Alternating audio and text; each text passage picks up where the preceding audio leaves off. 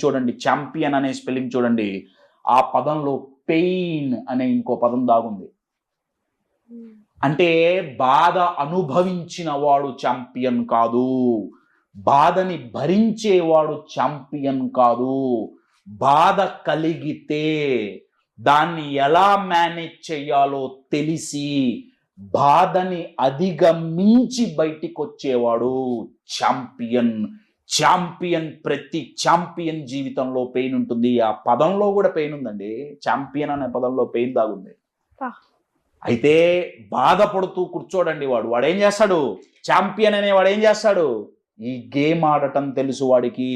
ఏంటి ఆ గేమ్? ఏంటి ఆ గేమ్? పేరే సెల్ఫ్ కంట్రోల్.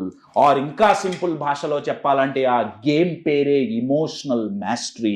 ఆ గేమ్ పేరే మైండ్ మేనేజ్మెంట్. ఇది ఎవరైతే చెయ్యగలరో వాళ్ళకి